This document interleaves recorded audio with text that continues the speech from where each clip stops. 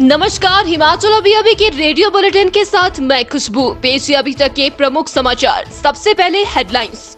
सुख सरकार का लक्ष्य कर्ज पर निर्भरता कम करना, संसाधन जुटाने पर विशेष जोर दे रही सरकार। प्रतिभा सिंह ने कहा, कांग्रेस सरकार प्रदेश में सत्ता के लिए नहीं बल्कि जनता की सेवा के लिए है।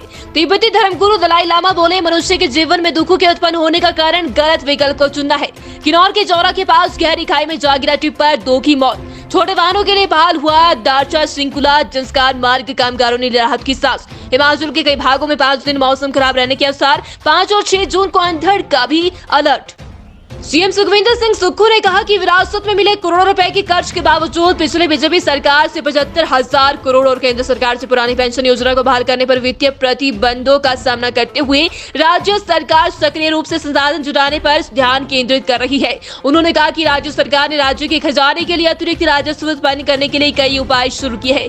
सीएम सुक्खू ने जोर देकर कहा कि राज्य सरकार खराब वित्तीय स्थिति के बावजूद विकास की गति को बनाए रखने के लिए प्रयासरत है। राज्य सरकार राज्य के अपने संसाधनों को बढ़ाने और ये सुनिश्चित करने के लिए प्रतिबद्ध है कि धन की कमी राज्य की प्रगति में बाधा न बने।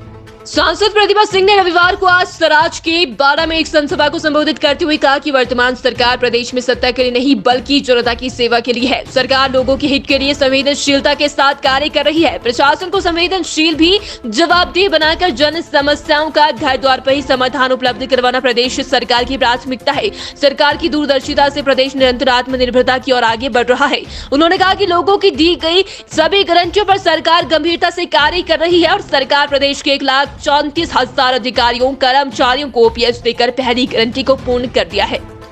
तिब्बती धर्मगुरु दलाई लामा ने कहा कि चीन ने तिब्बत को नुकसान पहुंचाकर तिब्बत का दमन किया है, लेकिन वास्तव में बेचारा चीन भी क्लेशों के अधीन है। चीन के लोग परेशान हैं, वे लोग सुख चाहते हैं लेकिन उनके अपने वश में कुछ भी नहीं। इससे आक्रोश होकर वे तिब्बत के लोगों को नुकसान पहुंचाते हैं। मैकलोडगंज के बौद्ध मंदिर में आयोजित दीक्षा के दौरान दलाई लामा ने कहा कि मनुष्य के जीवन में दुखों के उत्पन्न होने का कारण गलत विकल्प को चुनना है। मनुष्य अपने जीवन में गलत कर्मों और अज्ञानता के पथ पर चलना शुरू कर देता है। शेष समाचार ब्रेक के बाद।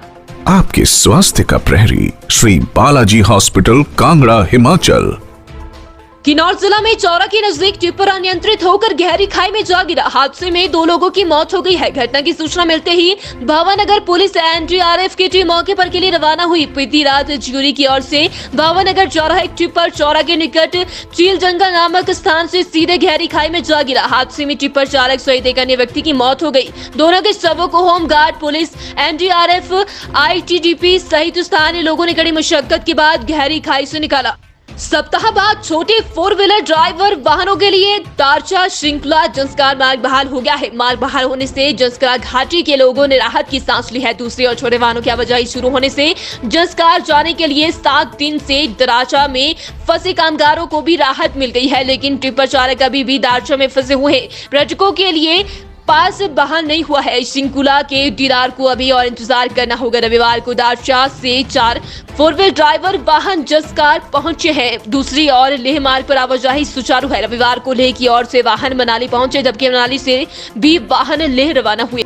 हिमाचल प्रदेश के कुछ भागों में 5 दिनों तक मौसम खराब रहने के आसार है। मौसम विज्ञान केंद्र शिमला के अनुसार राज्य के मध्य व उच्च पर्वतीय कुछ स्थानों पर 4 से 8 जून तक बारिश हो सकती है। वहीं निचले व मैदानी भागों में 5 व 6 जून को छोड़कर मौसम साफ रहने की संभावना है। मैदानी मध्य व उच्च पर्वतीय भागों में 5 और 6 जून के लिए अंधड़ चलने का येलो अलर्ट भी जारी किया गया है। उधर आज राजधानी शिमला में भी हल्के बादल छाए हुए हैं। इसी के साथ समाचार समाप्त हुए। नमस्कार।